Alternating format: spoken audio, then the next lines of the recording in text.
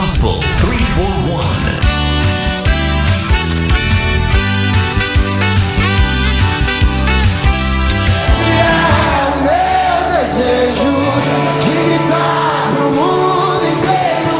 Deus está movendo seu espírito nos quatro cantos da terra, atraindo os corações sedentos a um só propósito. Trazendo a cultura do céu para a terra e estabelecendo o governo do Espírito Santo sobre seu povo. Transformando vidas, unindo nações e preparando a noiva para a volta do Rei. Na unidade do corpo de Cristo, em uma só fé, um só Senhor, um só batismo e um só Deus e Pai de todos, que é sobre todos, por meio de todos e em todos.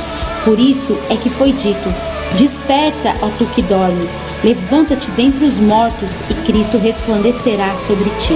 Deus está despertando o seu povo. Eu fui chamado. Você foi chamado. Nós fomos chamados.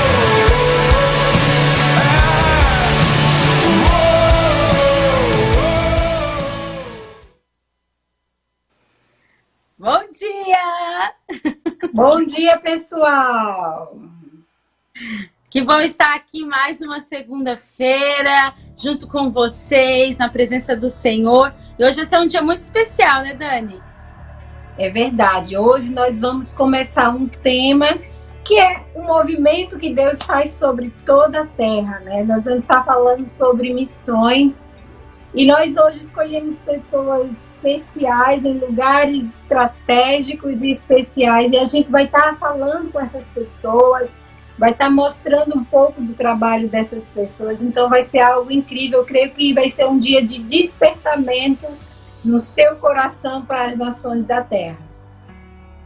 É, por isso que o amor de Deus o Pai, a graça salvadora do Filho Jesus e as benditas consolações do Espírito Santo sejam com todos vocês hoje e para sempre. Amém. A nossa oração é que os corações sejam despertados hoje, tanto para missões como no tema de hoje para a igreja perseguida, né? É verdade, porque o reino de Deus não para de crescer, gente. Não importa quais sejam as circunstâncias, não importa quais sejam as dificuldades, Deus ele continua governando o seu povo, ele continua levantando os seus servos e o reino de Deus vai avançando sobre a terra. Então hoje nós teremos um tema bem especial para o seu coração e eu creio que Deus ele vai fazer grandes coisas na nossa vida hoje. Amém. Teremos, então, o nosso convidado de hoje é o pastor Homero, né? E nós teremos também o vídeo de uns amigos teus que estão na África, né, Dani? Isso, é o pastor Davi Almeida e a missionária José, eles estão lá em Moçambique. Como a internet não dá para eles entrarem ao vivo, eu pedi que eles gravassem um vídeo contando um pouco lá do que eles estão vivendo. E também nós teremos algo extraordinário que Deus está fazendo aqui nos Estados Unidos. É verdade. Como diz a palavra de Deus, ele transforma maldição em bênção. E há algo extraordinário que você precisa saber e também precisa fazer parte, está acontecendo aqui, né, bem pertinho de nós. E eu creio que vai avançar por não só essa nação, vai avançar por toda a terra também. Aleluia! E hoje o nosso convidado é com muita honra, com muita alegria que nós recebemos o pastor Homero, que ele é pastor na Jordânia e no Iraque.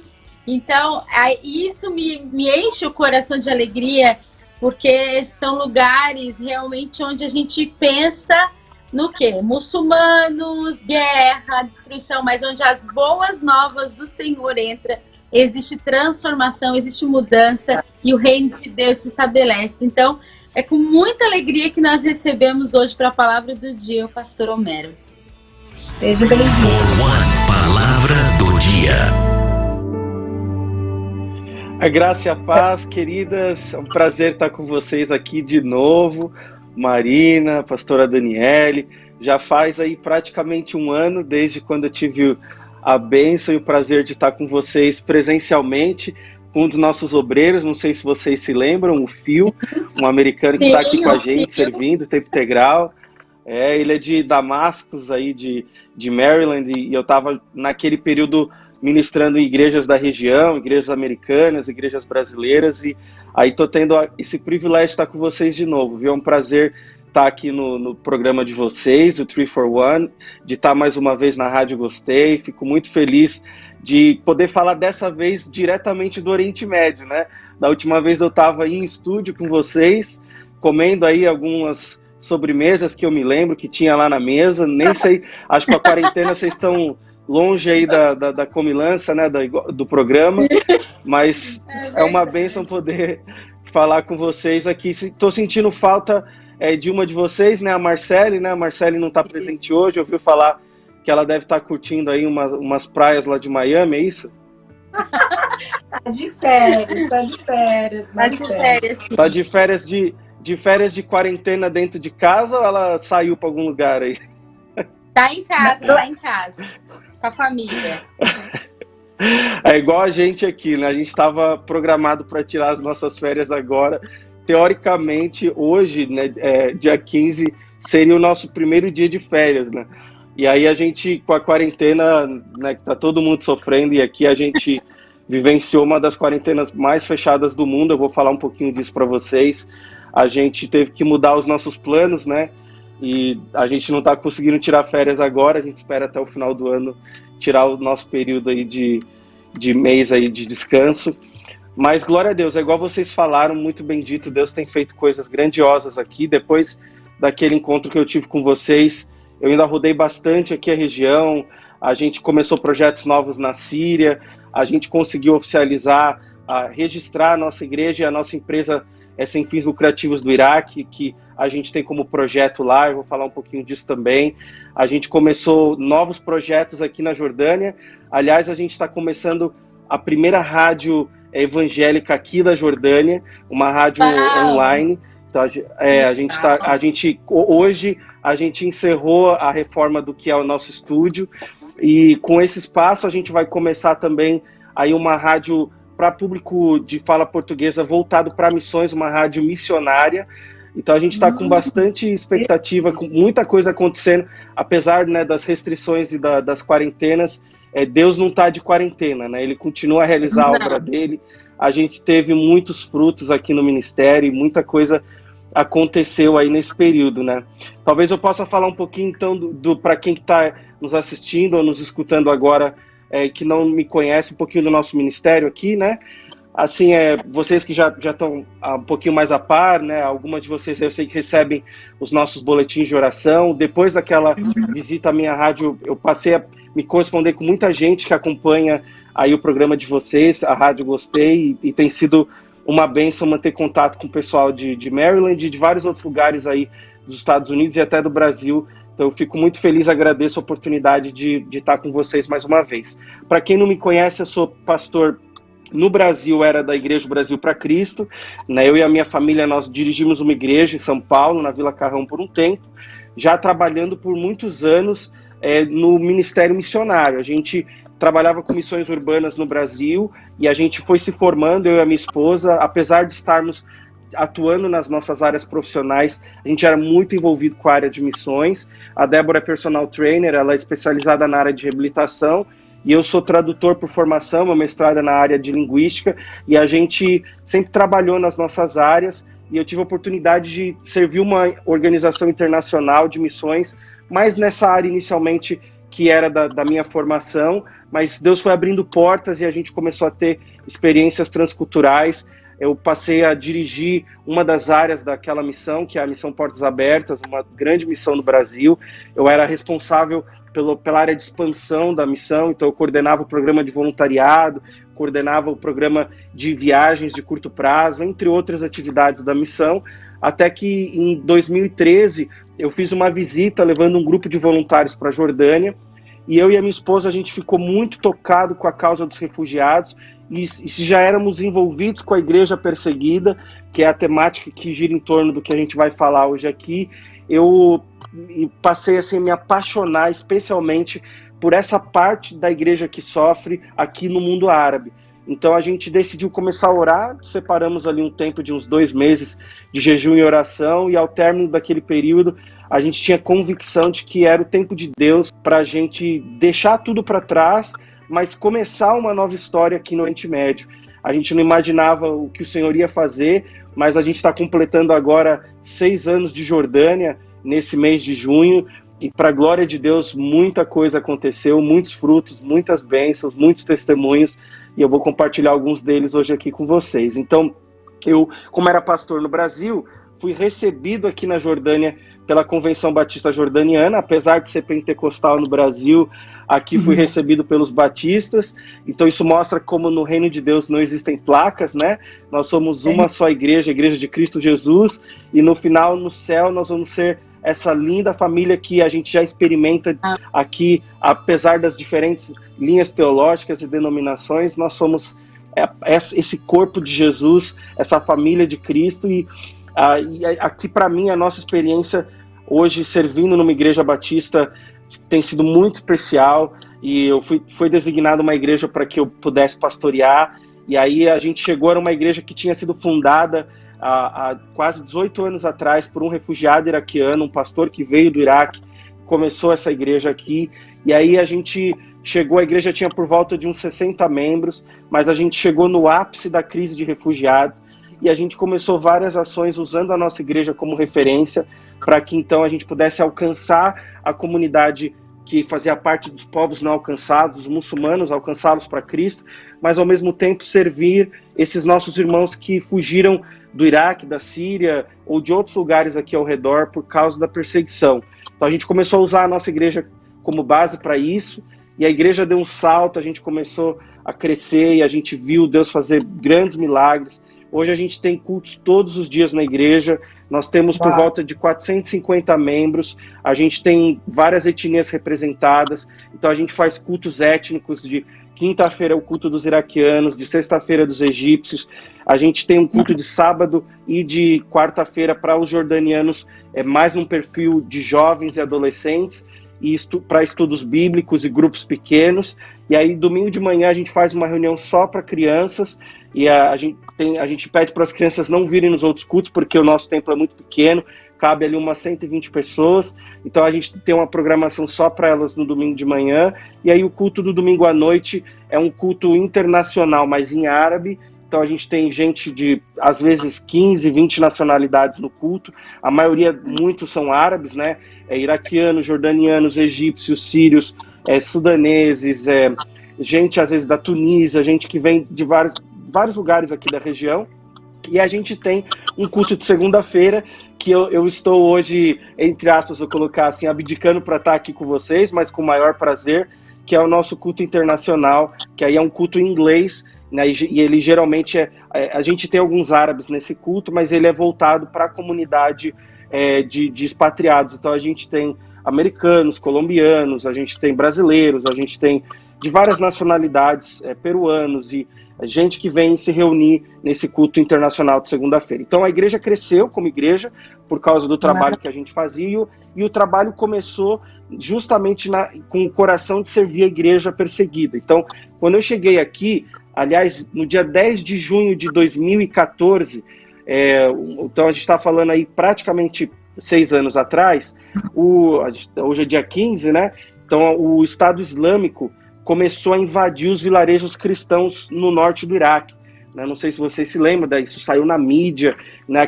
Eles vieram da Síria, ali tinham ganhado força no meio da guerra na Síria, e aí então eles começam a invadir os vilarejos do norte do Iraque, na planície de Nínive, que eram predominantemente cristãos. Então essa comunidade cristã, havia ali por volta de 250 mil cristãos vivendo naqueles lugares, eles tiveram que fugir, e eles começaram a se espalhar, primeiramente nas cidades do Kurdistão, que é uma região autônoma dentro do Iraque, e aí logo após eles começaram a ir para o Líbano, para a Turquia, para a Jordânia, como refugiados. Perderam tudo por causa do amor a Jesus, literalmente falando. O Estado Islâmico chegou e deu 3 opções para eles. Eles podiam virar muçulmanos e ia ficar tudo bem. Eles podiam pagar uma multa para os terroristas, que se chama Jizya, e aí eles podiam viver debaixo do califado islâmico, mas iam colocar em risco suas esposas, filhas, os seus filhos de sequestro e ali aliciamento para os grupos armados, ou eles podiam fugir, deixar tudo para trás, porque o Estado Islâmico não ia permiti-los levarem nada, e aí então ficar com a fé, ficar com Jesus. E aí a gente está falando de toda essa comunidade, os quase 250 mil cristãos ali de toda essa região tiveram que fugir, ficaram com Jesus, mas perderam tudo. E a gente estava aqui, tinha acabado de chegar na Jordânia, então a gente chegou no momento em que eles estavam fugindo para cá. Já havia um grupo grande de refugiados na Jordânia. Quando eu vim em 2013, eu vim servir os sírios, que eram predominantemente muçulmanos, fugindo da guerra, né? O conflito que começou depois lá da Primavera Árabe, em 2011, começa ali, estoura um conflito armado, uma guerra civil na Síria que permanece até hoje, né? A gente está falando de mais de 700 mil mortos nessa guerra na Síria. Então o país começou a ficar completamente em ruínas, e os cristãos e os muçulmanos, muitos tiveram que fugir. Então muitos já estavam vindo para a Jordânia, e foi assim que eu fui desafiado essa causa dos refugiados, mas a gente chegou bem quando os iraquianos estavam chegando, e eram cristãos. Então a gente falou, vamos servir esses caras, e a gente começou a fazer visitas logo no primeiro dia. Eu lembro que eu estava assim, morrendo de sono por causa do fuso horário, meu filho era pequeno, o Atos tinha 1 ano e 6 meses de vida, e a gente estava assim cansado, porque ele não dormia, e foram dias difíceis, mas a gente começou a montar cestas básicas e kits de boas-vindas para esses refugiados iraquianos, e a gente levava cobertor, cesta básica, tapete para eles dormirem no chão, a gente achava casas para eles alugarem, cortiços e coisas baratas, e a gente levava eles para lá e para cá. Eu dirigia o dia inteiro para lá e para cá, porque eles estavam fugindo para cá, às vezes com a roupa do corpo, às vezes com uma mala, às vezes sem documento direito, porque deixou tudo no meio da fuga. Uma história mais impactante do que a outra, e nós fomos os primeiros estrangeiros a trabalhar com eles aqui na Jordânia. Então, logo de cara, a gente ganhou o apoio, o carisma da comunidade, especialmente de refugiados iraquianos, e aí a gente fez uma pesquisa para eles, e a gente queria ver como é que a gente podia sair do ciclo de ajuda humanitária e começar projetos de desenvolvimento comunitário. E eles pediram para nós projetos na área de educação e na área de saúde. Então a gente pensou assim, a gente quer que a nossa igreja seja uma igreja referência para a comunidade. A gente não queria mais que aquela igreja pequena de 60 membros, uma igreja de refugiados, fosse só uma igreja de um lugar para culto, né? A gente queria que a igreja fosse para a comunidade. Então o que eu fiz? Comecei a pegar as salas da igreja e abrir para a comunidade. Então a sala das crianças virou o que a gente chama de Clínica da Esperança, que era em janeiro de 2015, foi o nosso primeiro projeto fixo, uma clínica odontológica. Eu peguei um refugiado que era dentista, uma jovem que estava estudando medicina, refugiada, peguei uma outra refugiada para ser minha secretária da clínica, e a gente montou a Clínica da Esperança, começando com atendimento odontológico. E eu corri atrás de doação, não tinha dinheiro, porque eu não tinha organizações por trás, bancando e fazendo tudo isso, né? Eu fui correndo atrás de doações pequenas aqui e ali, e aí conseguimos lá uma cadeira odontológica da década de 70, um negócio muito velho, raio-x, assim, tipo velho também, década de 70, mas fui lá, montei o que dava com os móveis velhos, a gente pegou e equipou o que dava lá, e aí eu recebi ali o meu primeiro grupo de voluntários que veio da Noruega, e eu lembro que a dentista, a doutora Andresa, ela era especializada em pediatria, e ela queria atender as crianças, né? Mas ela tinha limitações, porque a clínica estava começando, a gente não tinha muitas coisas. Eu tinha ali um dentista iraquiano e ela atendendo por um período de uns 40 dias, e muitas vezes faltava equipamento, faltava material repositório, eu não tinha muito dinheiro, eu tinha que ficar correndo atrás das doações, e eu ia fazer tudo, comprava material e fazia as coisas. E eu lembro que às vezes ela chorava, assim, ela saía da clínica para chorar, porque ela ouvia a história da criança que fugiu e às vezes perdeu um parente morto no conflito, ou na fuga aconteceu alguma coisa, essas histórias de sacrifício e de entrega, e ela chorava assim, e aí voltava para a clínica para atender com as limitações e tal. E Deus foi pouco a pouco abençoando, e aí um pouquinho depois eu falei, tá, então o próximo passo é o escritório. Né, eu costumo falar assim, pastor não precisa de escritório, né? Escritório do pastor é na casa dos irmãos tomando café, especialmente agora na quarentena, né? Ou então no púlpito lá, pregando a palavra. Então eu peguei o escritório pastoral, e virou uma clínica médica. Então, se antes a gente atendia só causas espirituais, a gente passou a atender todo tipo de necessidade ali. Então, a gente trouxe um outro médico, um refugiado iraquiano, e aí começamos ali a clínica médica, né? E depois eu comecei a receber containers de doações do mundo todo, já recebi 9 containers, muitos vieram da China, fui pregar em vários lugares do mundo, já são mais de 40 países aí ao redor do mundo, pregando para a igreja sofredora e também pregando em países livres sobre a causa da igreja sofredora, a igreja perseguida, e a igreja chinesa nos abraçou, e hoje eu mentorei os missionários chineses aqui na região do Oriente Médio, e a gente abriu projetos com eles no Líbano. A gente tem 3 projetos em andamento no Líbano com os chineses, e eles mandaram $10 mil em equipamentos médicos e odontológicos. Hoje a gente tem uma clínica médica e uma clínica odontológica de ponta, com um aparelho raio-x portátil, com monitores e com tudo que você imaginar. Hoje a gente consegue fazer todo tipo de atendimento na nossa clínica, de A a Z. A gente só decidimos não fazer ortodontia por causa do que é um tratamento que demanda longo prazo, e a gente atende refugiados, né? Então a gente hoje não consegue fazer um acompanhamento posterior, mas a gente faz cirurgias, a gente faz limpeza canal, a gente faz de tudo. Temos parcerias com clínicas aqui que fazem os exames, e tem sido uma bênção a clínica aí. A gente está nesse momento com uma dentista colombiana e com um médico peruano, e a gente tem voluntários jordanianos e alguns iraquianos às vezes que são refugiados que ainda nos apoiam esporadicamente, fora as brigadas de saúde que a gente faz. Aí a gente recebeu uma missionária fisioterapeuta, a gente abriu uma clínica de fisioterapia, então hoje a gente faz atendimento de fisioterapia. A gente tem um grupo de coreanos que fazem a acupuntura como voluntários. A Débora, minha esposa, é especializada nessa área de saúde, especialmente com reabilitação. Ela trabalhou no HCOR em São Paulo com pacientes pós-cirurgia. Então a gente abriu uma clínica fitness.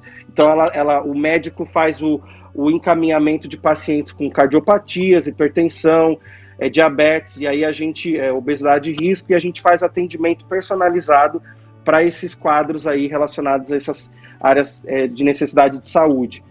Aí esses foram os projetos na área de saúde, mas eles tinham pedido para a gente começar a atuar também na área de educação. Então aí eu registrei uma empresa aqui na Jordânia, começamos a crescer com a equipe, e assim, milagre atrás de milagre, eu tirando dinheiro do bolso e dividindo um pouco, Deus fazendo a multiplicação. A gente tomou uma decisão maluca no começo do ministério, de que a gente queria ver a nossa vida invertendo a regra do dízimo. Então é uma decisão que a gente tomou, então a gente queria poder ver chegar dinheiro na nossa mão ao ponto de que eu pudesse investir 90% no ministério e 10% seria do sustento familiar. Então a gente foi dando passo de fé atrás de passo de fé, e Deus foi honrando, e a gente abriu então aqui uma empresa sem fins lucrativos na Jordânia. Hoje eu tenho uma no Iraque, a gente tem uma parceria com uma igreja na Síria, a gente tem uma empresa lá, e a gente tem uma também no Egito hoje, com projetos nesses 4 países fixos, mas a gente está plantando também igreja na Turquia, em Istambul, e a gente começou um projeto na Tunísia agora em fevereiro. Então a gente está com bastante coisa acontecendo no Líbano com os chineses, e a gente tem parcerias em Belém, lá nos territórios palestinos, com a Faculdade Bíblica de Belém. A gente tem algumas ações lá. Então, no que tange educação, a gente abriu uma escolinha para crianças, que é o Rahua Kids. A gente tem hoje 30 crianças refugiadas no programa. Elas têm aulas de matemática, de música, de informática, de inglês, de árabe, de artes, de esportes, de jardinagem. A gente montou com as crianças uma horta comunitária, e ficou linda, assim, né? Para quem estiver acompanhando a gente, dá para ver as imagens lá no nosso Instagram, de tudo isso que eu estou falando, né? No instagram.com/famíliaaziz, você consegue ver lá imagens de todos esses projetos e de tudo isso que eu estou compartilhando com vocês. Mas aí a gente abriu vários outros projetos na área de educação. A gente abriu o Recriar, que é um projeto de reciclagem. Então a gente ensina ali a jovens e adultos carpintaria e borracharia, e aí então eles produzem peças que a gente revende, e também a gente recicla materiais, sofás, mesas, enfim, camas, costura. Então a gente dá aulas de crochê, costura e habilidades manuais. Elas produzem peças lindas. Deixa eu ver se eu vou pegar uma peça para vocês verem aqui. Meu Deus, que coisa inspiradora, né? É muita coisa. Tem muita coisa. Ó, esse aqui é um camelinho que elas fazem, né? Que lindo! Que lindo! Olha só. É de crochê? Então aí, esse é de crochê, Aí, mas Nossa, elas fazem um quadro de ponto e cruz que está escrito Senhor é meu pastor. Mas elas fazem várias peças de todos os tipos e aí a gente revende essas peças.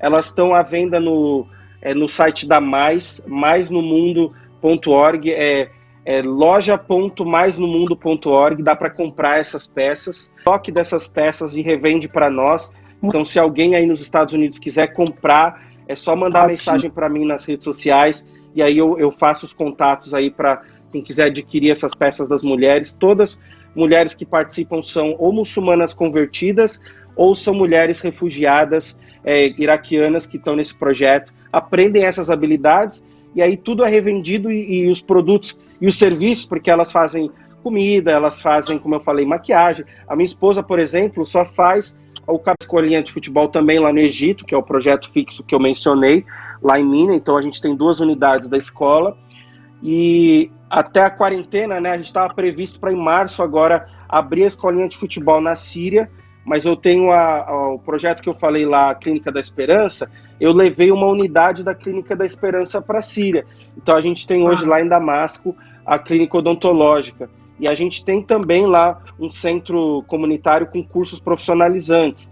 Em novembro eu estive lá na Síria, eu fui 3 vezes, né? Em outubro e novembro eu fiz 3 viagens para a Síria e a gente deu uma capacitação com jornalistas que vieram do Brasil, alguns deles até da Globo, que vieram como voluntários comigo para a Síria, e a gente deu um treinamento para um grupo de jovens, e a gente abriu no Iraque também. E lá no Iraque a gente tem uma escola de desenvolvimento comunitário em Mossul, com cursos profissionalizantes, e já cresceu. Hoje a gente tem por volta de 80 membros na igreja no Iraque.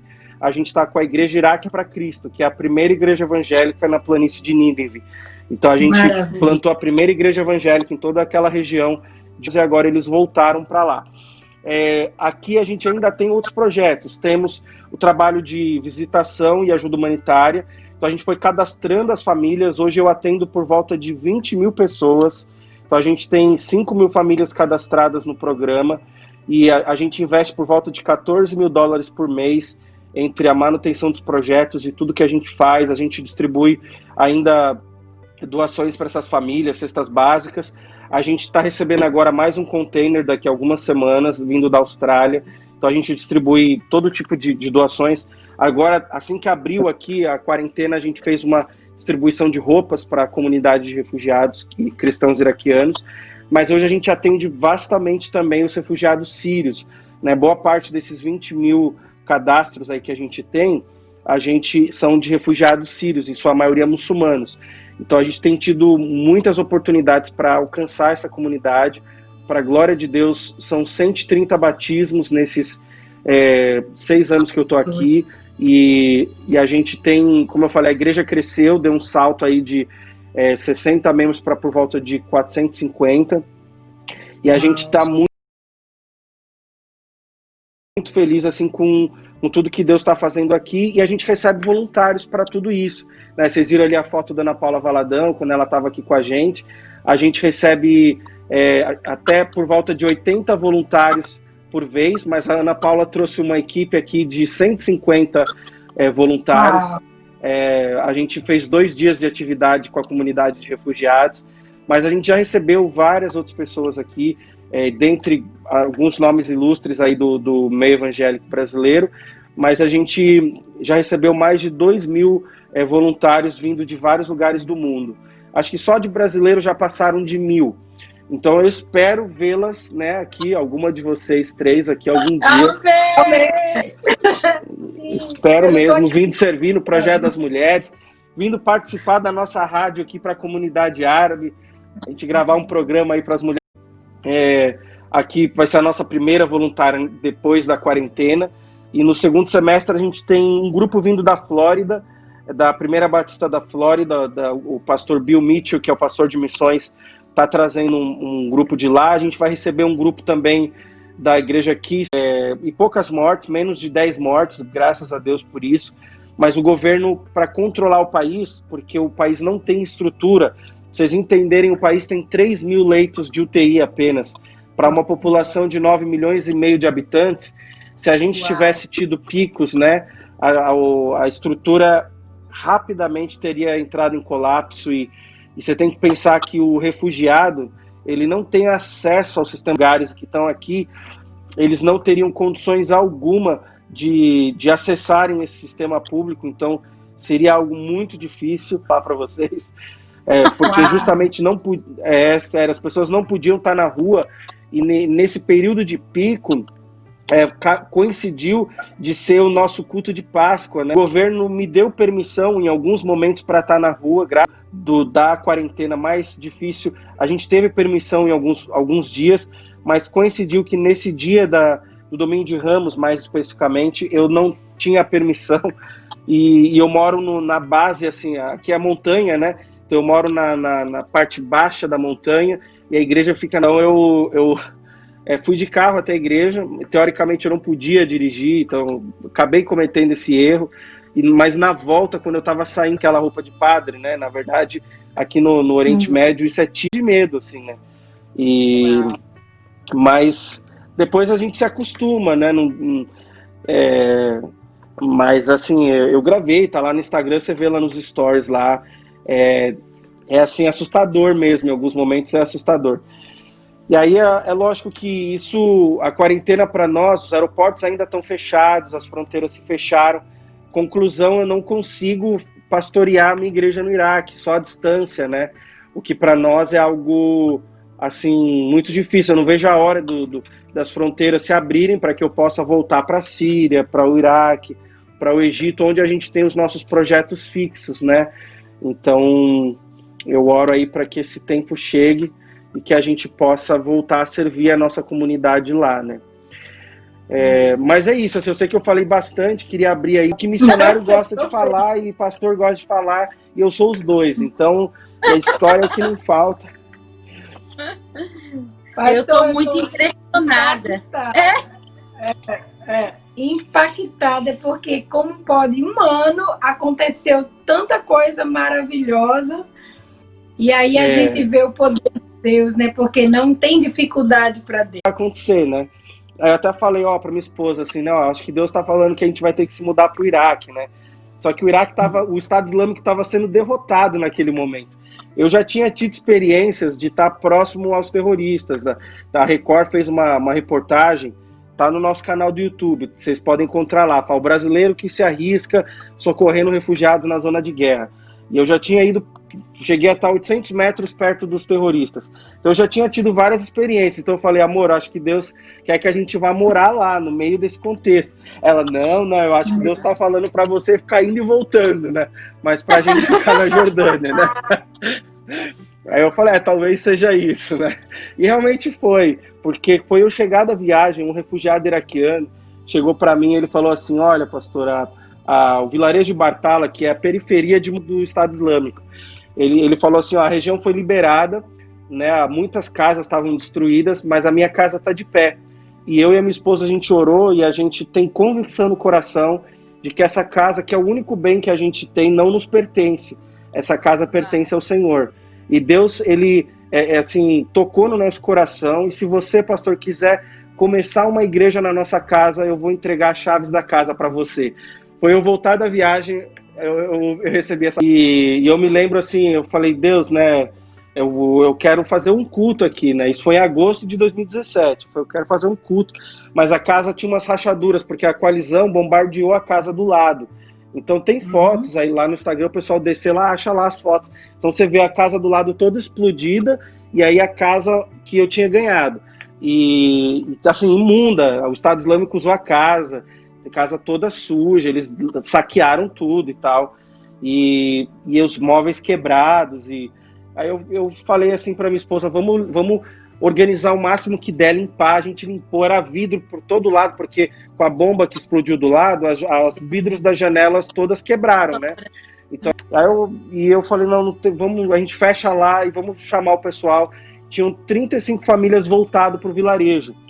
E o Bartala, naquela época, antes do Estado Islâmico, chegou a ter mais de 1.500 famílias. Eu estou falando de, por volta aí de, talvez umas 7, 8 mil pessoas morando ali. Só que quando eu cheguei nesse momento, que tinha acabado de liberar, o exército falou, ó, pode voltar. Mas eles estavam prendendo gente ainda, terrorista, estavam desarmando bomba nos lugares, era assim, tipo, contexto pós-guerra mesmo, né? E aí, eu sei que não tinha eletricidade, não tinha escola, não tinha nada, assim, era água, não tinha o que você imaginar, era pós-guerra mesmo. Aí eu sei que eu visitei as famílias, levei cestas básicas, orei pelos enfermos e tal, e fui convidando eles para o primeiro culto. E a gente pegou uns móveis lá, fizemos de cadeira, peguei lá, improvisei um púlpito, mas eu falei, não tinha eletricidade, não tinha água, não tinha nada. Então, tava aquele sol, né? Eu não sei como que tá comigo no Iraque, na minha igreja no Iraque, ele precisa primeiro fazer um estágio no Piauí. Depois que ele passar um tempo no Piauí, aí eu aceito ele como missionário. Mas eu sei que tava muito quente. E eu quase que disse que tava quente aqui. Acho melhor eu não falar nada. A Mossul é onde ficava Nínive, né, na Bíblia, literalmente ali. Então você tem o Rio Tigre que corta a cidade, né? E aí, por causa da umidade do rio, é muito quente, mas é muito úmido, né? Eu lembro que eu assim, para dormir, eu encharcava, eu literalmente molhava o colchonete no chão, molhava ele todo, molhava minha roupa, dormia, daqui a pouco, tipo, 3, 4 horas depois, eu acordava com calor, aí eu encharcava de novo, e eu tomava banho e saía suando, assim, né? Então é aquele calor, mas aquela umidade, assim, né? Muito horrível, assim. E aí, beleza, a gente conseguiu ali arrumar e tal, e eu pensei, vai vir, sei lá, umas 10 pessoas, porque tava quente, as pessoas iam ter que andar naquele calor, a maioria daquelas famílias que, tipo, apesar de já ser liberado, era um lugar difícil ainda, mas, pra glória de Deus, assim, a gente foi começar o culto, era 11 horas da manhã, num domingo, e a gente tinha 160. E eu lembro que eu orava assim, Deus, assim, que a casa não caia, né? E eu preguei Filipenses 4:4 e alegrai-vos no Senhor, mais uma vez vos digo alegrai-vos. E aí depois orei por cada uma das pessoas que veio, a gente cantou 3 louvores assim, a capela, não tinha nada, não tinha... igreja perseguida mesmo, assim, aquele contexto tudo destruído ao redor e tal, e muito especial, assim. E hoje a igreja cresceu, a gente está com, por volta, como eu falei, de uns 80 membros fixos atendendo as nossas atividades lá. A gente fez uma programação no Natal agora em dezembro, a gente chegou a ter 220 pessoas dentro do espaço da casa. Deus fez milagres, eu não tinha dinheiro, eu rodei aí por vários lugares do Brasil, do mundo, e em questão de meses Deus nos abençoou com quase $30 mil na época. Agora, do ano passado para cá, a gente conseguiu mais $30 mil por milagre de Deus mesmo. Aí uma organização dos Estados Unidos se levantou, a Voz dos Mártires dos Estados Unidos, e nos apoiou para o registro da igreja e a abertura da empresa. Então agora a gente está legal, está tudo certinho, e só estou esperando a quarentena aí. A gente já selecionou um obreiro para a gente ordenar o ministério pastoral, e aí a gente estava com a ordenação marcada para provavelmente agora, nesse mês de junho. Infelizmente a gente teve, toda a nossa agenda agora está dependendo aí do Covid, né? Mas a gente já tem um obreiro pronto para ser ordenado ao ministério pastoral, e a gente está muito feliz aí, já com 3 anos a igreja crescendo. Que lindo. Glória a Deus. E as resistências são grandes aí para o evangelho? Fala um pouco sobre isso. Um ótimo ponto, viu, pastor? É assim, a gente já enfrentou todo tipo de situação, né? Você tem aqueles riscos relacionados à questão de segurança, né? Porque todos esses países que a gente trabalha aqui são países muçulmanos, são reinos muçulmanos, aplicam a lei islâmica, então a gente tem restrições impostas pelas autoridades, né? A gente não pode distribuir literatura, a gente não pode fazer proselitismo para muçulmanos. É lógico que a gente faz muita coisa, mas a gente fala aqui debaixo da mesa, né, Tahit Taula, mas a gente tem trabalhado com muito sigilo, com muito cuidado. nessas frentes assim que a gente, vamos dizer, infringe essas restrições, mas a gente tem uma pressão muito grande da comunidade, seja ela muçulmana, seja ela até cristã ortodoxa, porque em praticamente todos esses lugares a gente não só trabalha com a comunidade majoritária, que são os muçulmanos, mas também com cristãos nominais, né? E aí acaba que a gente desperta também pressão e perseguição da Igreja Ortodoxa grega e das outras minorias históricas, né?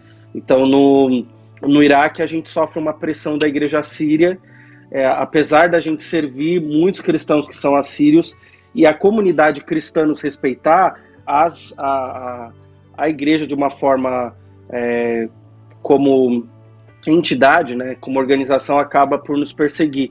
Eu tenho muitos bons amigos católicos, muitos bons amigos caldeus, muitos bons amigos milcaitas, mas a Igreja Ortodoxa grega, a Igreja Assíria, é uma igreja que geralmente é muito fechada para os evangélicos. No Egito, a Igreja Copta, que é a igreja estatal, a igreja que representa a comunidade cristã no país, são 10 milhões de cristãos coptas, é uma igreja bem aberta para nós como evangélicos. Então lá a gente não sofre perseguição deles. Lá eu aliás, trabalho junto com eles no socorro aos familiares de mártires. Mas em relação aos povos muçulmanos que estão presentes em todos os lugares onde a gente trabalha aqui, a gente sofre bastante pressão. Então, aqui na Jordânia eu já tive a minha igreja pichada, a gente já recebeu ameaças por telefone, a gente, obreiros nossos já foram levados para interrogatório pelas autoridades, a gente já recebeu pressão de líderes da comunidade, a gente tem, e isso acontece em quase todos os lugares onde a gente vai aqui, né? Então, não tem muito como escapar disso, é o preço de você ser cristão e especialmente cristão ativo mesmo, né? Não de a gente ir para fora, fazer a gente passar a viver ainda mais o que nós representamos a Cristo. A igreja é embaixadora do reino de Deus aqui na terra, e a igreja somos nós. Então, quando Deus nos manda de volta para casa, para alcançar o vizinho, para alcançar os amigos, para alcançar a família, se a gente não está usando desse tempo de quarentena, a maior oportunidade que Deus... Fica o desafio para vocês também aí nos Estados Unidos, né? De serem essa igreja que é relevante, essa igreja que impacta a comunidade, que é referência para as pessoas, não só por causa da adoração e do culto, mas pela vida diária, né? De compromisso com as pessoas, de serviço, de amor, de pregação do evangelho. Então, e é lógico que isso vai trazer perseguição, não tem como. Paulo fala, se a gente quiser viver piedosamente Cristo Jesus, seremos perseguidos. Jesus falou, bem-aventurados são os perseguidos, né? A gente vê Lucas falando em Atos, é através das muitas tribulações que nos compete entrar no reino de Deus. A gente vê Paulo falando que é um privilégio partilhar dos sofrimentos de Cristo. A gente vê lá na carta de 1 Pedro, se sofrer como cristão, não se envergonhe, antes glorifique a Deus, porque isso é aprazível aos olhos de Deus. Então, quando a gente sofre, é que a gente está, de fato, vivendo esse evangelho da cruz. Porque o crente que não carrega a cruz, que tipo de crente é ele, né? Porque cruz é sofrimento. Eu acho que as pessoas se acomodaram demais, né? Muitas vezes aí no evangelho açucarado, e a igreja perseguida, ela nos desafia a voltar para o evangelho cuja cruz é o centro. E cruz é sofrimento. Então, se eu e você somos igreja, e a igreja para viver esse sofrimento e carregar a cruz, seja lá onde a gente estiver, aí nos Estados Unidos, ou aqui na Jordânia, no Iraque, a gente vai ser igreja perseguida, né? Se a temática hoje é a igreja perseguida, é importante para nós nos lembrarmos, e todo mundo que nos assiste, fazemos parte dessa igreja. E se eu e você não somos perseguidos, a gente tem que se perguntar aonde é que a gente está errando. Porque Pedro, quando ele sai da prisão lá no texto de Atos, ele eleva os olhos para os céus na primeira prisão e fala assim, Senhor, obrigado, porque o Senhor me achou digno de sofrer pelo nome. O que é digno de ser discípulo de Jesus é o que carrega a cruz. Se eu não estou carregando a cruz, é porque eu não sou digno de ser chamado de discípulo. Então, se a gente está sofrendo, a gente está no caminho certo, pô. A gente tem que desejar o sofrimento. Não é ser masoquista, mas é falar assim, Deus, tá, me dá força para viver o que a tua palavra me ensina que tem que ser o evangelho. E, meu, se a gente se sacrificar, se a gente pregar, se a gente viver lá Mateus 5, 6 e 7 ao pé da letra, não tem como não sofrer. Vão nos chamar de fanático, vamos perder amigo, vamos difamado, vai sofrer perseguição institucional, no trabalho, na rua, no que for. Meu, dentro de casa vai sofrer perseguição, porque Jesus falou, no mundo tereis aflições, e ele diz que bem-aventurados são os perseguidos. Então, que a gente aprenda a ser a igreja perseguida. Especialmente num tempo de quarentena como esse, eu acho que é o melhor momento para a gente começar a viver a igreja fora das paredes e aprender a pagar o preço por isso. É verdade. E o engraçado é que, ao contrário de que muitas pessoas pensam, o fato de ser uma igreja perseguida não me dá o direito de eu viver triste, abatido, desanimado, paralisado. Pelo contrário, o fato de eu ser uma igreja perseguida, isso só deve me fortalecer mais no Senhor, me dá mais ousadia, mais intrepidez para viver o evangelho, né? Com certeza. Assim, eu não sei como que a gente está de tempo, vocês me dizem aí, mas eu podia até contar um testemunho de um discípulo meu aqui, que eu acho que tem muito a ver com isso que a gente está falando. Então, legal, essa é uma história muito, muito marcante para mim, né? Ontem estive com esse jovem que eu vou contar a história dele, é um dos meus discípulos, filho de uma das famílias mais ricas aqui do Oriente Médio. O pai dele é dono de uma das maiores petrolíferas da região, mas um homem muito mau, envolvido com tráfico de armas, tráfico de petróleo, uma pessoa muito má, assim. É uma família muçulmana muito tradicional, né? E esse jovem, quando ele tinha 13 anos de idade, ele ficou curioso, porque tinha amigos cristãos na escola, de como é que os cristãos eles adoravam a Deus. E ele decidiu ir escondido numa igreja católica, numa missa. Ele foi lá na igreja tal, e quando ele chegou lá, ele assistiu a missa escondido, e aí depois ele foi para casa, mas o pai dele acabou por descobrir. O pai dele ficou muito furioso com ele, e esse senhor leva ele para o segundo piso da casa, bota ele na varanda, assim, no parapeito para fora, de pendurado, quase que caindo, e ele fala assim, olha, eu costumo chamar ele de José, não é o nome dele, né? Mas assim, por segurança eu vou usar José. Ele falou, José, a próxima vez que você entrar numa igreja, eu te jogo daqui. Essa criança tinha 13 anos de idade, então ele ficou com muito medo. Mas os anos foram se passando, a curiosidade permaneceu no coração. E quando ele tinha 18 anos, ele acabou por descobrir que o irmão mais velho, que estava com 21 anos de idade, tinha se convertido. Ninguém sabe como isso aconteceu, mas aquele jovem deu a vida para Cristo. E aí, infelizmente, o pai descobre que aquele rapaz tinha se convertido. E aí, então, ele bota o José e o irmão no porta-mala do carro, chama o tio e os primos do José, e leva ele e o irmão dentro do porta-mala do carro, no meio do deserto. Quando eles chegam no meio do deserto lá, eles tiram eles do porta-mala, e no porta-mala do tio, eles tiram 2 pás e pedem para o José e o irmão cavarem uma cova. E eles cavam ali a cova, e aí eles chamam o José para fora da cova, e aí o pai do José olha para o filho e fala assim, ó, José, hoje você vai aprender uma lição que você nunca mais vai esquecer. E aí o tio do José, né, irmão ali daquele senhor, desce dentro da cova com uma pistola na mão e dá um tiro na cabeça do próprio sobrinho.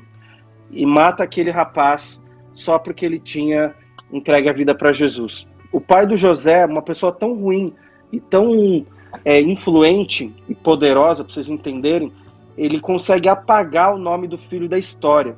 Ele paga propina para tudo quanto é gente e ele deleta todos os documentos e arquivos. Ele faz com que aquele filho dele como se ele não existisse. E ele obriga o José, a mãe do José e toda a família a fingirem que aquele rapaz nunca existiu. Ninguém podia tocar no nome dele, ninguém podia falar sobre ele. Era como se ele nunca tivesse existido. E aí o José ficou com tanto medo que ele entrou no esquema do pai.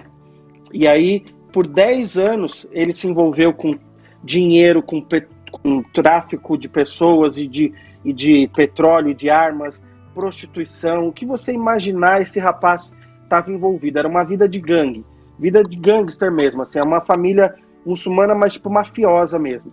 E ele é cheio de tatuagens, ele assim, você vê, ele tem um jeitão meio gangster, assim.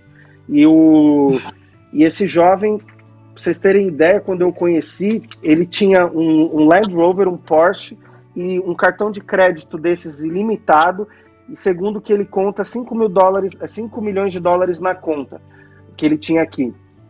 Assim, ele não precisava de nada, pra vocês terem, assim, imagina o contexto desse rapaz. E aí o José se cansa dessa vida, e ele ficou muito cansado, não queria mais essa vida.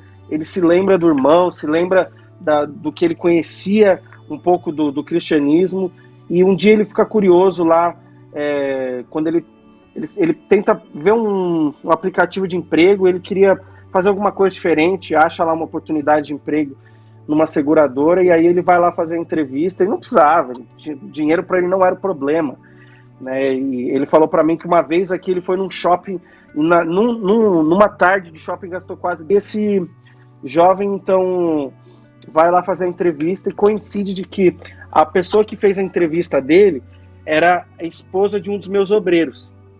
E aí ela estava com uma cruz no peito. E aí o José, durante a entrevista, pergunta para ela, tá, mas e aí, você pode falar um pouquinho por que você está com essa cruz e tal? E ela falando assim, olha, eu não posso conversar com você disso aqui, mas vem aqui nesse endereço aqui, horário tal, vou chamar meu marido e mais alguns irmãos aqui que podem conversar com você. E aí ela chama o marido dela, que era um dos meus obreiros, me chama, e mais um outro pastor que é também um dos meus obreiros, e nós três, a gente senta junto com o José, e aí a gente começa a conversar com ele. Ao término de mais ou menos 1 hora ali de conversa, ele assim, muito inteligente, muito centrado, assim, ele entrega a vida dele para Jesus. E eu falei para ele assim, você sabe que essa decisão pode fazer com que amanhã você tenha o mesmo fim que o seu irmão?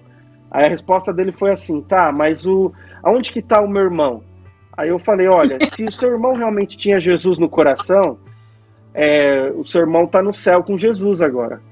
Aí ele falou, tá, mas se eu morrer por causa de Jesus, eu vou estar no céu com o meu irmão? Aí eu falei, você vai estar no céu com o seu irmão, com todo mundo que tem Jesus no coração para todo sempre. E você vai estar com o seu irmão lá, junto com Jesus, adorando a Deus por toda a eternidade. Ele falou, então se eu vou estar com Jesus e com meu irmão no céu, eu estou disposto a pagar o preço que for necessário. E aí, de fato, ele estava. A gente discipulou ele por alguns meses, batizamos ele no Rio Jordão, e aí ele começou a servir com a gente. E aí um dia eu estava no culto, eu estava sentado no banco de trás, e aquela irmã, esposa do meu obreiro, saiu correndo, ela estava na frente, e saiu para fora, chorando, e eu, no meio do culto. E eu saí lá e fui lá atrás. Quando eu cheguei lá, ela estava com o telefone na mão, e ela falando assim, eles sequestraram o José, eles sequestraram o José. E o José gritando no telefone de dor. Gritando de dor. A família dele tinha sequestrado ele. E aí, eles torturando ele pelo telefone, falaram para nós assim, por causa de vocês, hoje o José vai ser morto. E desligaram a chamada. Nesse dia, eu sei que eu disparei uma mensagem no WhatsApp para o mundo inteiro pedindo oração. Eu saí do culto e gravei o vídeo assim, falei, olha, para o que você está fazendo agora, por favor, e faz uma oração pelo José, aconteceu isso, por favor, agora, nesse momento. Eu Você lembro talvez dessa recebeu a mensagem? Sim, lembro sim. Pois é, fui eu.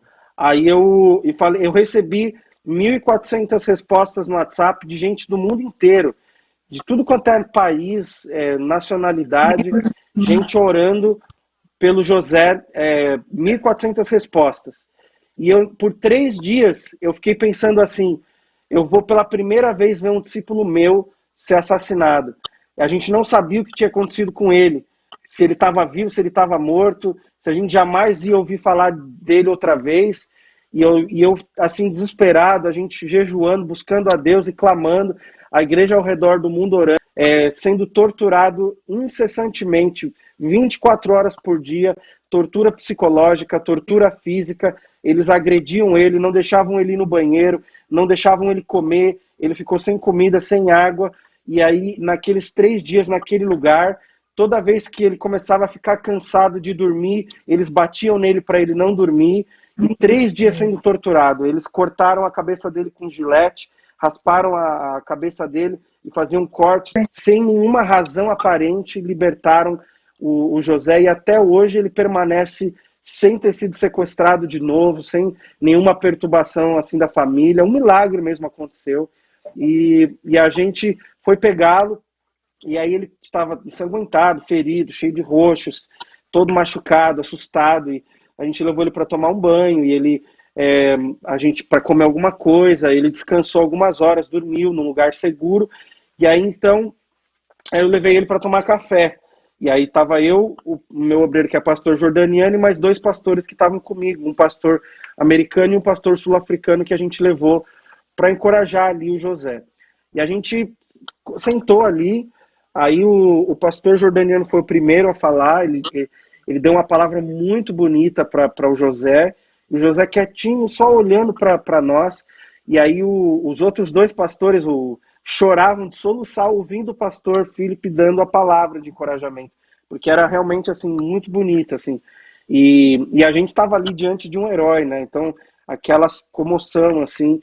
E aí o pastor trouxe outra, encorajando, e o José quietinho, não falava nada, só olhava para nós. Aí chegou a minha vez, né? Palavras tão lindas aqui, e ele só quietinho, ouvindo, não falou nada. Eu falei, Espírito Santo, me dá uma palavra, né? E aí eu comecei a falar, assim, alguma coisa de encorajamento com texto bíblico. E conforme eu falava para ele, ele simplesmente mudou a feição dele, assim, e ele ficou incomodado, assim, com uma feição um pouco de bravo, assim, e ele falou assim para mim, para. Aí eu fiquei assustado, pensei, falei alguma coisa errada, né? E que eu falei que ele ficou chateado. Falei, José, não tô entendendo, né? Se eu falei alguma coisa errada, te ofendi. Ele, não, por favor, você é como um pai para mim. Ele tem, sei lá, 7, 8 anos de diferença de mim. Mas ele falou, você é como um pai para mim, eu não quero que você se sinta ofendido. Por favor, mas para. Aí eu falei, tá bom, eu vou parar, eu não vou nem continuar, mas fala para mim, por que é que você quer que eu pare, né? Por que você pediu para eu parar? Ele falou assim, eu não quero mais que vocês tenham pena de mim. Jesus estava do meu lado e eu passaria por isso tudo outra vez. Eita, meu Deus! Essas palavras do José. E foi exatamente aquilo que você falou. Falou, eu não quero que vocês tenham pena de mim. Jesus estava ao meu lado e eu passaria por isso tudo outra vez. Uau! Ele estava no chão deitado, eles chutaram a barriga dele, eles chutavam ele, e aí o irmão dele, o primo dele estava muito irado, e ele chutava ele na barriga e falava assim, o que é que o cristianismo, o que é que esses cristãos estão te dando, o que esse Jesus está te dando, que a gente não pode te dar. E aí chutava ele assim na barriga, né? E aí ele falou que ele gritou assim para eles assim, ele me deu uma paz que nem você e nem ninguém pode me dar. Ele falou isso para eles. Então, assim, um rapaz que nos ensina exatamente isso que você falou, né? Essa é a igreja perseguida, né? Que nos ensina que, independentemente dos sofrimentos, das dificuldades, né? Jesus, ele nos garantiu, eis que estou convosco até a consumação dos séculos. Ele está do nosso lado. Ele fala para Paulo lá na segunda carta de Timóteo, no último capítulo, quando Paulo estava prestes a ser condenado à pena de morte, ele fala, o Senhor permaneceu ao meu lado e me deu forças para que a mensagem fosse proclamada. Então, assim, Deus está do nosso lado e ele não é um Deus passivo, ele nos dá forças, ele está presente e nos ajuda no momento da tribulação. Ele disse assim, no mundo tereis aflições, mas tem de bom ânimo, pois eu venci o mundo. Então, se Jesus está em nós, se a gente recebeu ele na nossa vida, a gente tem que confiar, depender de Deus plenamente, a despeito das circunstâncias, né? Uma palavra que Deus tem dado para mim, né, nesse tempo de... Sei que já falei bastante, mas é um versículo que eu amo muito, para quem está nos assistindo, para vocês. É a palavra que tem me mantido de pé no meio das muitas lutas que a gente passou nessas últimas semanas, eu posso te assegurar. O texto diz assim: o Senhor é bom, um refúgio em tempos de angústia. Ele protege os que nele confiam. Então o Senhor é bom, independentemente das circunstâncias, Deus sempre será bom. Ele é, e ponto final. Só que vai ter os tempos de angústia. Ele nunca disse que ia ser fácil. Os tempos de angústia, eles vão existir independentemente da bondade de Deus. A vontade dele é boa, perfeita e agradável, mas ele diz que todas as coisas cooperam para o bem daqueles que amam a ele, a saber, os que creem em seu nome. Então, se eu creio no nome de Jesus, amo a Deus, então tudo coopera para o meu bem, apesar de que esse bem pode estar, às vezes, recheado de tempos de angústia. Os tempos de angústia virão. Entretanto, ele é nosso refúgio. Deus é nosso refúgio nos tempos de angústia. A pergunta é, durante a quarentena, aonde é que nós estamos nos refugiando? A gente se refugia nas pessoas, no dinheiro, nos dons e talentos, nas coisas desse mundo, ou a gente está buscando refúgio em Deus? Porque se eu e você buscamos refúgio em Deus, a gente está debaixo da promessa de que Ele protege os que nele confiam. Deus protege a cada um de nós. E a vida do José é o melhor exemplo disso. É um milagre vivo, é uma pessoa que mostra que Deus é bom a despeito dos tempos de angústia, Ele é nosso refúgio e Ele protege aquele que nele confia. E mesmo se a gente morresse, como talvez fosse o caso, como aconteceu com o irmão do José, a gente tem a vantagem como crente de sermos as únicas pessoas na face da terra que já sabemos o que vai acontecer. A nossa novela já está escrita do começo ao fim na palavra de Deus, né? Eu tive o privilégio de estar com um grande missionário aí, que é o irmão André. Em 2002, eu estive na Holanda, na casa dele, e eu lembro que numa das conversas que eu tive com ele, ele falou assim: eu não entendo às vezes porque as pessoas têm tanto medo da morte. Nesse momento de pandemia, né? Eu acho que o maior vírus é esse vírus do medo, né? E por que a gente tem medo? Não tem que ter medo. Se morrer doente, se morrer por perseguição, se morrer atropelado, se morrer num tiroteio, a gente vai estar com Jesus, né? A gente tem que parar de temer aqueles que não podem fazer nada contra a gente, mas sim contra os que podem, porque a carne, acabou, vê um corpo glorificado, maravilha, mas a gente tem que temer aqueles que podem nos tirar a vida eterna, que podem nos tirar os galardões e as bênçãos celestiais. Então, a gente tem que manter o foco no reino, né? E essas coisas aqui que são passageiras não deveriam nos assustar. Assim, eu não tenho medo da quarentena, não, assim, do coronavírus e de tudo que está acontecendo aqui. A gente tem medo de não estar no centro da vontade de Deus e de não fazer as coisas que Ele quer que a gente faça. Esse também é o meu medo. Uau! Pastor, antes de você orar, só uma coisinha que eu acho que é um desafio seu e da sua família. Isso aí que aconteceu com José. Vocês estão sempre pregando o evangelho para as pessoas, o amor de Deus, mas sabe que o preço que isso pode ter para a vida da pessoa, até mesmo da morte, né? Sabe? É uma mentalidade que gente emocional, sentimental não ia pregar esse evangelho, né? Não ia, porque eu estou pregando para um muçulmano, mas eu sei que depois que ele receber isso vai custar muito para ele. Pode custar a vida, a família, pode custar tudo. E mas pode custar até para a gente, né? Porque a gente está no meio do fogo cruzado aqui, né? Mas dentro de tudo isso, eu tô muito empolgada mesmo, porque dá vontade de pegar um avião e ir para aí, de tão empolgada que a gente fica, porque, meu Deus, mas dentro de tudo isso é a convicção que a gente tem do nosso Deus, que é vivo, da verdade que nós carregamos, e o que tu falou é o que eu sempre falo, que a gente tem um grupo de estudo bíblico, é o que eu sempre falo, que na verdade não tem por que temer a morte. Não tem por que temer a morte se a gente sabe, a gente tem convicção para onde a gente vai. Então, e daí tu pega e fala uma coisa muito pontual. Nós temos que temer aqueles que podem arrancar de nós aquilo que é mais precioso, porque a morte só vai nos levar para casa. O resto é que realmente a gente precisa temer. Ai, pastor, que bênção, que maravilhoso. Precisa voltar, por favor. Que maravilhoso ouvir tudo isso. Como é bom ouvir o que está acontecendo ao redor do mundo e eu ouvi a respeito da igreja perseguida e eu fiquei lembrando aqui, né, o que diz lá em 2 Coríntios 4,17, onde Paulo fala da leve e momentânea perseguição, tribulação. É uma leve e momentânea, né, comparada ao peso de glória.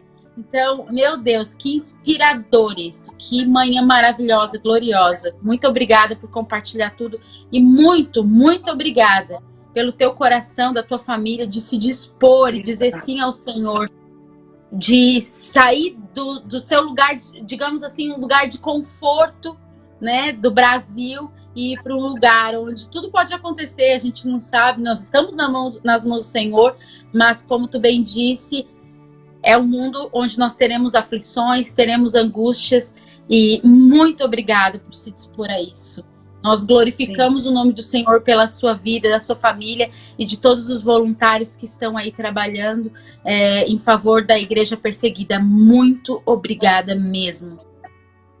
E queríamos que você pudesse encerrar esse momento orando, né, para que a Igreja de Jesus por toda a terra se desperte nessa ousadia que o Espírito Santo tem dado aos servos dele aí. Amém. Está sem áudio. Não estamos ouvindo. Está sem áudio agora.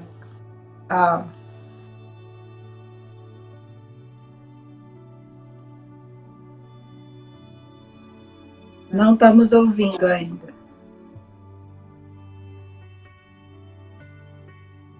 Meu Deus, Dani. E para ele, o tema de missões veio no melhor momento possível. Eu tô aqui, eu tô transbordando. Não, e interessante eu lembrar, eu acho que eu estava no Brasil ainda, eu fiquei muito impactada com esse áudio, eu recebi, compartilharam, pedindo oração para mim.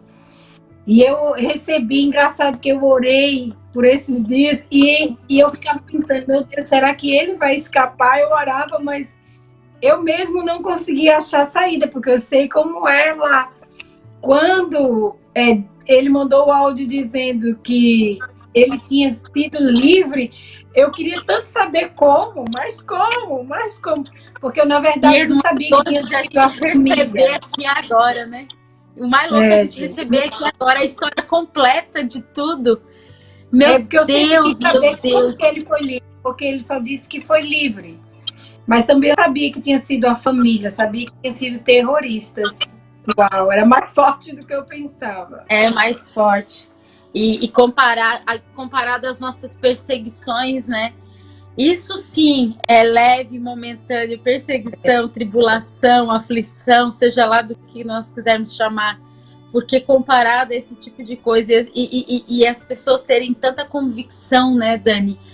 Que o Senhor coloca essa convicção em todo o coração, em nossos corações, de todos que estão nos ouvindo nesse momento. Porque a morte...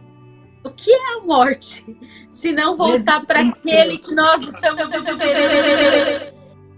A morte. Oi, tudo bem aí? Conseguiu, pastor? Acho que sim. Vocês estão me ouvindo? Sim. Glória a Deus. Desculpa, tinha acabado a bateria do fone, aí caiu aqui o... Ok. Não tem problema. Então, aproveito para deixar, então, quem quiser que está nos assistindo acompanhar a gente nas redes sociais, é só deixar lá os dados, o WhatsApp, a gente tem uma lista de transmissão, então é só entrar no Facebook, ou no YouTube, ou no Instagram e mandar os seus dados, e aí caminhar um pouquinho com a nossa família, assim como foi com a pastora Daniela. Se quiser receber os nossos informativos, a gente manda eles pelo WhatsApp, então me passa teus dados, você que está assistindo, para acompanhar a gente de perto e orar aí, não só pelo José, mas por tantos outros casos que a gente tem aqui. Mas deixa eu orar e abençoar vocês. Agradeço mais uma vez. Vi um prazer enorme estar com vocês aqui, Marina e pastora Daniela. Né? Infelizmente, dessa vez, não estando com a Marcele, quem sabe numa próxima, mas fica o meu abraço para ela e para vocês aí, queridos da Rádio da Gostei Network. Então deixa eu orar por vocês. Pai, em nome de Jesus, eu quero te louvar, Deus, pelo privilégio, pela bênção que o Senhor deu para nós aqui nesse tempo de compartilharmos da Tua Palavra, de compartilharmos, ó Deus, desses testemunhos, da realidade da igreja perseguida aqui, ó Deus, no mundo muçulmano, especialmente no Oriente Médio. Deus, eu te louvo, Deus, por cada um dos ouvintes, por cada um dos irmãos que está assistindo a transmissão. E eu quero pedir em nome de Jesus que durante essa quarentena o Senhor esteja em cada uma das casas, em cada um dos lugares onde esses preciosos irmãos estão agora assistindo aqui essa programação. Deus, eu peço que a Tua presença esteja com eles, e para cada um deles que confia no Senhor como o único refúgio, ó Pai, que o Senhor os proteja, ó Deus, que o Senhor os abençoe, que o Senhor os guarde, que o Senhor os livre do mal, ó Deus, nesse tempo, ó Deus, do coronavírus, que o Senhor se mostre presente, ó Deus, guardando a saúde, abençoando as famílias, ó Pai, abençoando as áreas financeiras, ó Deus, e profissionais de cada um destes irmãos que estão passando, ó Deus, por lutas e dificuldades nesse momento, como todos nós, mas que têm buscado o Senhor, que é bom, como o único e verdadeiro refúgio deles. Pai, em nome de Jesus, que o Senhor dê forças para eles enfrentarem as perseguições, as lutas, as dificuldades que virão por serem parte, ó Deus, dessa igreja que é a igreja perseguida, mas que é a igreja triunfante, vencedora, ó Deus, de Cristo Jesus. O Senhor já venceu a morte na cruz, ó Deus, o Senhor ressuscitou para que nós pudéssemos ter vida, vida eterna, vida abundante. O Senhor nos trouxe das trevas para a luz para que pudéssemos viver o Evangelho, ó Deus, não amarrados e presos ao pecado, mas debaixo da orientação e do poder do Espírito Santo. Por isso eu peço, Pai, em nome de Jesus, que o Senhor abençoe a cada um dos meus preciosos irmãos que estão agora nessa programação, usando eles, ó Pai, com ousadia para nesse momento difícil que estão vivendo, ó Pai, refletirem o amor, a luz de Cristo onde estiverem, para serem testemunhas, os mártires, ó Pai, em nome de Jesus do Evangelho, aqueles que vão, ó Pai, pregar a despeito do preço, viver a despeito do preço e ser a despeito do preço, Pai, em nome de Jesus. Que o Senhor nos ajude a sermos essa igreja chamada para fora das paredes, para viver o Evangelho nas casas, nas ruas, ó Deus, nos lugares aonde o Senhor nos levar. Nos ajude, Pai, a cada um de nós, e especialmente esses irmãos, seja aí nos Estados Unidos ou em qualquer outro lugar onde estiverem assistindo a programação. Faz a Tua obra na vida de cada um deles e continua abençoando, Deus, a Marcele que não está presente no tempo de descanso. Abençoe essas férias dela. Abençoe, Pai, em nome de Jesus, a Marina e a pastora Daniela, enquanto elas servem fielmente através dessa programação. Continua usando o programa 3x1, ó Pai, e a Rádio Gostei, ó Pai, em nome de Jesus, para levar a mensagem do Evangelho da Cruz nos Estados Unidos e aonde for, Pai, em nome de Jesus. Amém. Amém. Amém. Obrigada, pastor. Um grande abraço para sua família e para todos aí. Amém. Deus abençoe. Obrigado. Deus abençoe. Tchau, tchau. Amém. Gente, vamos continuar que ainda não acabou, gente. Está só começando aí. Gente, eu estou empolgada com essa programação de missões. O meu coração realmente... É verdade. Está só começando, gente, o que Deus está fazendo no mundo. Às vezes a gente fica dentro de casa na nossa quarentena e acha que nada está acontecendo. Mas a verdade é que o Deus soberano, o Deus todo-poderoso, Ele está agindo através da vida dos seus servos espalhados por toda a terra. E agora nós gostaríamos de passar um vídeo aí do pastor Lucas, e a Lívia mandou um abraço para o pastor Romero, né, aqui. Espero que ele esteja ouvindo, que ele veja.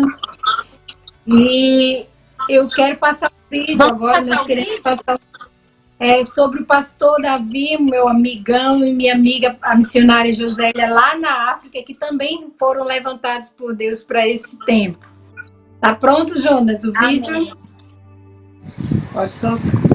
Olá, irmãos e irmãs, é um prazer. Mas aqui também é muito forte, né, a feitiçaria ainda e o islamismo.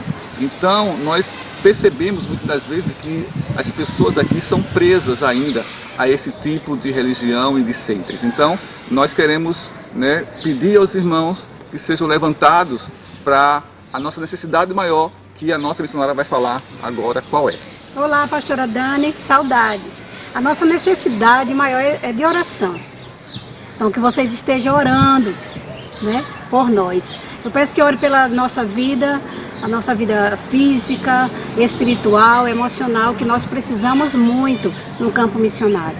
Nós também pedimos que ore pela nossa família. Nós temos 2 filhos, 2 noras e uma neta de 2 meses só de vida, que é a Pietra. Então, que vocês estejam cobrindo eles também de oração. Pedimos que ore pelos nossos mantenedores, né? Não só pelos nossos, mas pelos que estão espalhados por toda a nação dessa terra, que venham ajudar, né, os seus missionários, não venham esquecer os seus missionários. Pedimos também pelo Covid-19, que tem se alastrado, né? Mas nós sabemos que a boa mão do Senhor irá exterminar, né? E nós iremos voltar com as nossas atividades, né? Normal, celebrando o nome do Senhor em tudo isso. Então a nossa necessidade maior é de oração, muita oração, por nós e por todos os missionários que estão também espalhados por toda a nação desta terra. Viu? Deus te abençoe, nós agradecemos, né, esse tempo que estamos falando agora com vocês. Muito obrigado, viu? Saudades, Dani. O Covid chegou aqui também em Moçambique, até ontem tínhamos 41 casos, mais 8 recuperados e nenhum óbito. Glória a Deus. Então nós queremos que Deus está colocando a boa mão dele sobre tudo isso. Amém? Queremos agradecer a vocês, desejar sucesso nesse programa, que atinja muitos lugares, amém, vidas sejam tocadas, restauradas, amém, salvas pelo Senhor Jesus. Amém? Amém? Queremos dizer uma palavra no dialeto xangana, aqui de Moçambique, que é cateca. Quer dizer, sejam abençoados no nome, amém, do Senhor Jesus. Amém. Tchau, tchau, tchau, tchau. É um prazer. Um abraço. Amém. Que saudade deles, gente. São amados meus de longos anos, e eu acompanhei toda a preparação deles até eles chegarem, né, nesse tempo aí. O pastor Davi estudou eu paguei cadeiras com ele, estudou comigo, nós nos preparamos muito juntos, e eu sei o quanto era importante para eles estarem aí na África, sabe? Eles viveram, né, muitos anos com foco, se preparando, né, se colocando nas mãos de Deus até chegar aí na África, porque eles entendiam que era um chamado do Senhor, eles entendiam que Deus faria coisas através da vida deles. Aí tá os dados deles, caso você queira contribuir, e é algo que é muito necessário, porque quando alguém vai para o campo missionário, realmente eles vão não para trabalhar, mas eles investem todo o seu tempo. Eles estão lá há 2 anos já, mas eles vão ter que voltar para o Brasil para depois retornar de novo, não pode ficar direto. E eles precisam das nossas contribuições, como a missionária Josélia falou, preciso da nossa oração, mas também da nossa contribuição. Então, que Deus esteja levantando mantenedores para eles, mantenedores para os missionários. E assim, gente, às vezes a gente gasta dinheiro com tanta coisa, né? Tanta coisa a gente gasta dinheiro, mas é importante sempre a gente separar algo para investir na vida de um missionário, porque investir na vida de um missionário é investir no reino de Deus, né? E como o pastor falou, eu creio que a situação do pastor Davi e da irmã Josélia não é tanto dinheiro que eles precisam como do pastor Homério, que já estão num nível bem amplo, mas sempre é necessário dinheiro. Né? Ele estava falando comigo que ele vai precisar renovar o visto lá agora.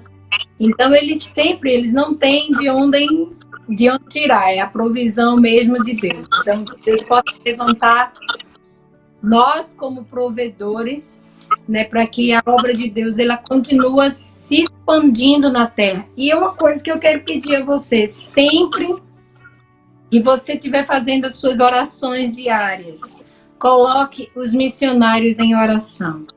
Essas pessoas precisam da nossa cobertura. Esse milagre que a gente viu acontecendo na vida do José, eu creio que foi uma resposta às orações que se fizeram no mundo, né? Porque eu creio que muitas pessoas se colocaram na brecha para orar, para interceder pela vida de José. E ali Jesus teve liberdade para manifestar. Jesus, ele ouviu o clamor das pessoas e foi ali socorrer José. Então, também que nós possamos sempre estar colocando os missionários nas nossas orações. Às vezes a gente não sabe o que eles estão passando, não sabe onde eles estão, mas a oração vai ser ouvida e as necessidades deles serão supridas para a glória do Senhor. Estou ouvindo um eco, sei lá, Jonas.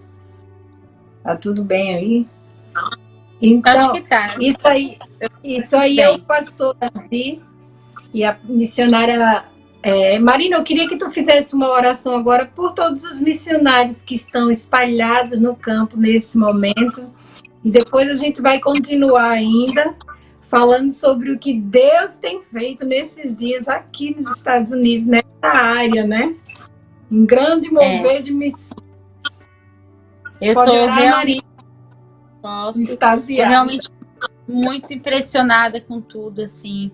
A gente sabe de tudo isso, mas quando a gente ouve alguém que tem contato direto, não só histórias, ouvi falar, mas algo realmente que a pessoa está vivendo isso, é muito impressionante. Vamos orar. Vamos orar. Amém. Pai, nós queremos clamar agora, Senhor, pelos nossos irmãos espalhados por toda parte da terra, Senhor. Por todas as nações da terra.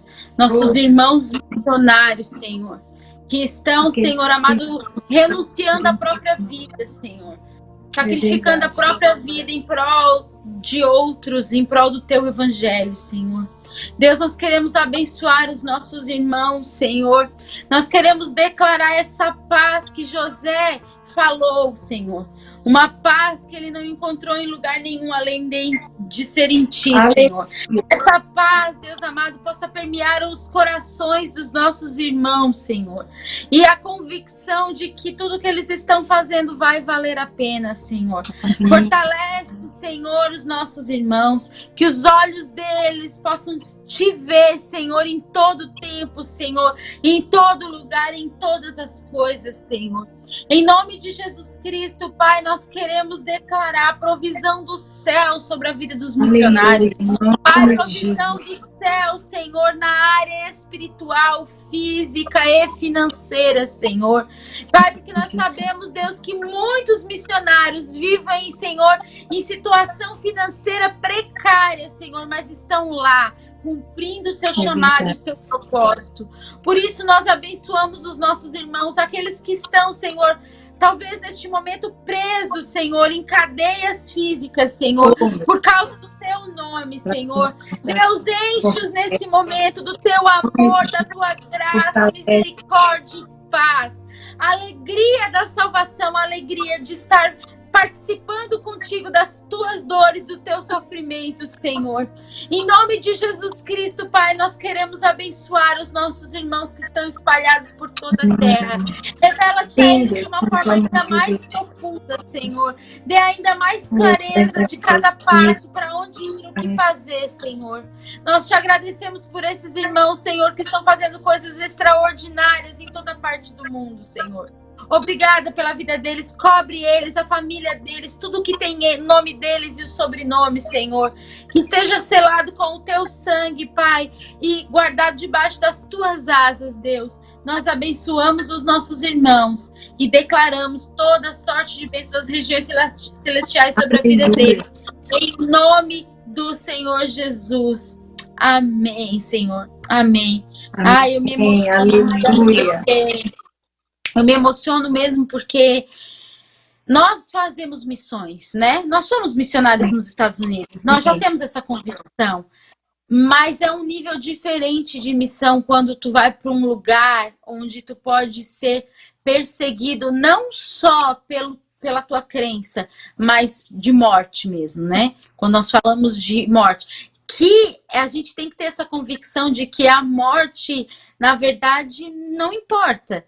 Né? Ter essa clareza, mas no sofrimento em si, como a gente acabou de ouvir a história de José, que foi torturado e passou por tantas coisas. São pessoas que renunciam tudo, gente, entrega tudo, por amor a Cristo. E ali na África, onde o pastor Davi está, tem guerra civil, Marina. Nossa, eles entram lá nos orfanatos, matam todo mundo, entram nas casas, é terrível. Vez por outra tem guerra civil lá. Acho que nesse momento não deve estar... E eu acho que isso acontece em muitos lugares da Terra. Então, que a igreja se desperte, que não fique só na alma, nas emoções, por causa que muitas vezes, um irmão me olhou torto, achando que isso é motivo para parar, ou porque eu tô com uma dificuldade dentro da minha casa, ou no meu casamento, ou com os meus filhos, ou eu comigo mesma. Gente, isso se torna tão pequeno diante de todas essas coisas. E mais do que tudo, isso se torna tão pequeno diante da glória que está por vir. Então, que a gente possa ter essa clareza e essa convicção dentro de nós.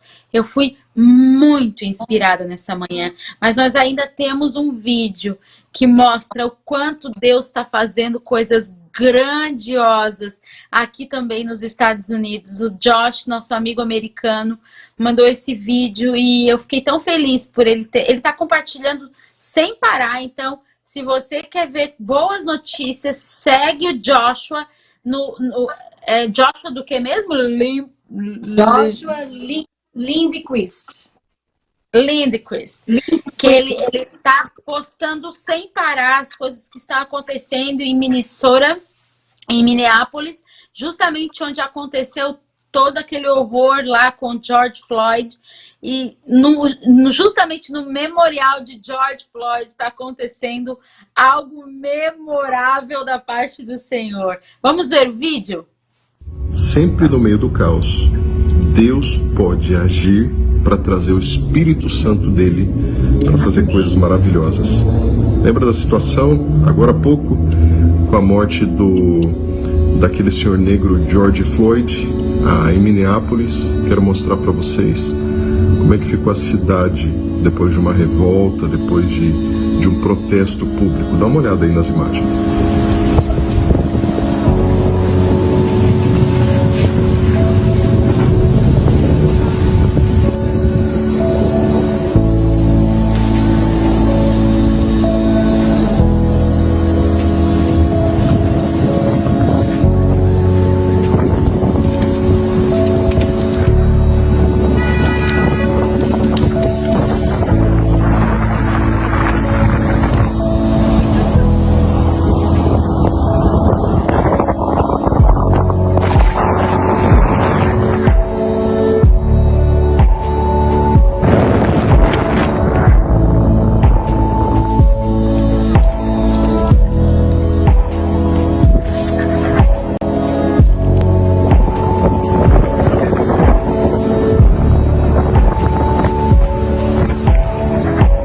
Agora eu quero mostrar para você o que está acontecendo hoje em Minneapolis e o que o Senhor está fazendo através do coração de pessoas que olharam uma oportunidade para transformar o caos em um foco de avivamento. Glória a Deus. Come and heal our land. Remove the injustice. Bring joy. Bring healing back into our country. We ask you, the theme of racism.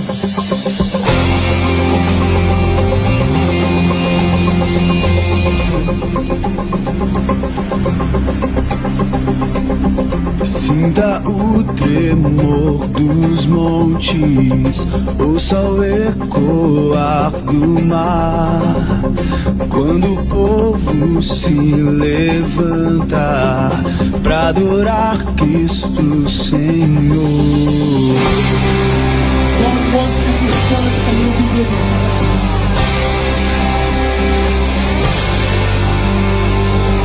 Sinta o tremor dos povos, ouça as vozes a cantar, quando o perdido encontra Jesus Cristo Salvador. Eu vejo Deus que está movendo entre as nações com seu poder, jovens e velhos adorando.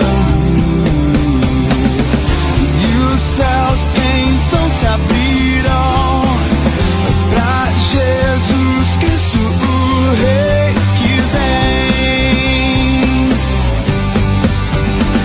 Abra o coração e deixa a música ecoar por toda a terra.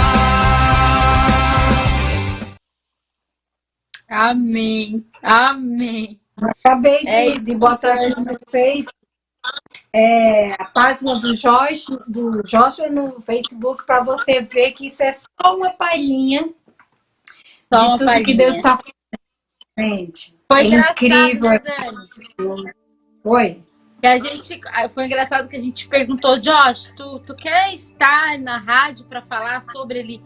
Não, eu não posso, porque está acontecendo um avivamento aqui e eu não posso sair. Gente, o que está acontecendo é um avivamento. Aquilo ali que a gente acabou de ler em Isaías 61 é justamente isso. É ir para um lugar que estava numa situação de destruição, estava sendo assolada, e transformar esse lugar num palco para a glória de Deus agir, porque é isso que está acontecendo. Vidas sendo transformadas, o perdão sendo liberado entre brancos e negros, e realmente uma unidade do corpo de Cristo, e pessoas se convertendo ao Evangelho, onde dias atrás estava sendo tudo destruído, né? Agora a gente vê a glória de Deus agindo de uma forma surpreendente. E eu estava lembrando que segunda-feira aqui passada a gente falou que Deus não fazia acepção de pessoas e que a cura vinha com o perdão e o arrependimento, não foi? Segunda-feira é justamente o que está acontecendo lá, gente. Perdão e arrependimento. Está trazendo cura para aquele lugar, e assim eu creio tão somente nisso que eu vou falar agora. Da mesma forma que tudo que aconteceu lá, essa morte, essa situação de racismo, de violência que aconteceu lá, que se espalhou para o mundo inteiro, eu creio que agora também esse foco de avivamento vai incendiar o mundo inteiro com perdão e arrependimento dos pecados, porque a nossa nação, a nossa terra, o mundo precisa ser curado por Cristo Jesus. Então vamos espalhar as boas notícias do Evangelho, vamos espalhar o que Deus está promovendo no reino de Deus. Eu já até botei uma vez no meu Instagram, eu não me recuso a ser portadora de mal notícias, mas eu sou portadora de boas notícias. Amém. Então Amém. Nós precisamos declarar que Deus tem cura para as nações da terra, Deus tem salvação para os perdidos, libertação para os cativos, e nós precisamos anunciar essa verdade. Nós precisamos abrir a nossa boca, abrir as nossas redes sociais para declarar essa verdade. Deus tem aquilo que o homem necessita para viver, não somente hoje, mas para ter vida eterna em Cristo Jesus. Muito maravilhoso isso que está acontecendo, muito maravilhoso para o Josh ter... Engraçado que ele estava com a gente na segunda, foi na quarta-feira, na quinta ele viajou para Minneapolis, e acho que na sexta aconteceu isso, se eu não me engano. Foi na sexta ou foi no sábado? Não foi, Marina? Tá lembrada? Mais ou menos, eu acredito que foi no sábado. Aí começaram as manifestações pacíficas, mas com isso a igreja também se levantou. Então, isso me traz uma esperança muito grande de ver que uma igreja posicionada, ela atrai a glória de Deus para a terra. E é isso que nós temos que fazer. O que tu falou é muito verdadeiro, Dani. Nós somos aqui portadores das boas novas. Nós somos aqueles que têm que trazer a novidade do céu para a terra. e não ficar noticiando e replicando as más notícias.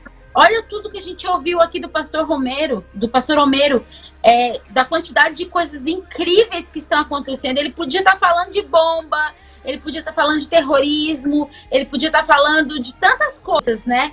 Mas não é isso. A novidade de Deus não é as coisas ruins que estão acontecendo, mas tudo aquilo que se pode fazer no meio do caos. E ele trouxe tantas coisas onde Deus está agindo e fazendo e movendo. Meu coração está repleto de gratidão a Deus por esses nossos irmãos. A mesma coisa que tu falou do pastor Davi lá na África, em Moçambique, né? Ele poderia estar falando exatamente as mesmas coisas, falando da guerra civil, das mortes, mas não, porque nós não somos os portadores de más notícias, nós somos aqueles embaixadores do reino que vem trazer aquilo que o rei está falando. O rei está trazendo salvação, o Senhor está trazendo arrependimento e perdão sobre a terra, cura sobre essa terra. Então eu me alegro muito, essa manhã está gloriosa, estou muito feliz, muito feliz. E o Joshua entrou aí, um abraço. Joshua! God bless you!